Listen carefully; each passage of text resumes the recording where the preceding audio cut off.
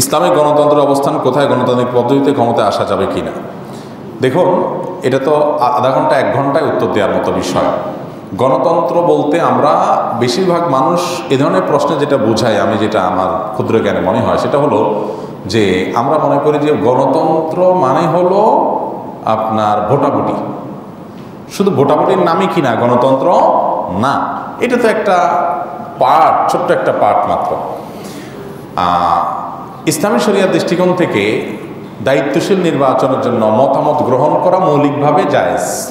মতামত গ্রহণ করা, খোলাফায়ে রাশেদার কারো নির্বাচনের ক্ষেত্রে এভাবে মতামত গ্রহণ করা হয়েছে। তবে গণতন্ত্রে যেরকম ঢালাওভাবে সবার মতকে সমানভাবে দেখা হয়, ইসলামী শরিয়া সেভাবে দেখে না। ইসলামী শরিয়ার দৃষ্টিকোণ থেকে গুরুত্বপূর্ণ, বুদ্ধিমান, বিচক্ষণ মানুষের মত আর একজন সাধারণ মানুষের মত, এটা কোনো সমান নয়। গণতন্ত্রে অনেক ভালো কিছুর কথা বলা হয়, সেগুলো তো ইসলামেও আছে আলহামদুলিল্লাহ, ওটার সাথে ইসলামের সাথে গণতন্ত্রের সংঘর্ষ নাই। কিন্তু একটা মৌলিক সমস্যার জায়গা আছে, সেটা হলো গণতন্ত্রের মূল কথা হলো জনগণ যা চাইবে তাই আইন। বেশিরভাগ মানুষ যদি বলে যে আমরা আইন করবো, এখন সবাই আমরা কাপড় ছাড়া থাকবো, তাহলে ওইটাই আইন, ওইটাই বৈধ, তখন কাপড় পরাটা অবৈধ। ইসলাম বলে না, আল্লাহ তাআলা যা নির্দেশ করেছেন সেটাই আইন।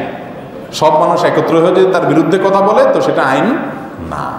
এর ইসলামের সাথে গণতন্ত্রের একটা মৌলিক পার্থক্যের জায়গা। তো এই যে মতামতের মাধ্যমে মানে দায়িত্বশীল নির্বাচন করা, শাসক নির্বাচন করা, মৌলিকভাবে এটা ইসলাম এটাকে পরিপূর্ণভাবে ডিনাই করে না। তবে সেটার রূপরেখা আছে ইসলামে ভিন্নতর, যেটা গণতন্ত্রের সাথে পুরোপুরি সব ক্ষেত্রে মিলে না।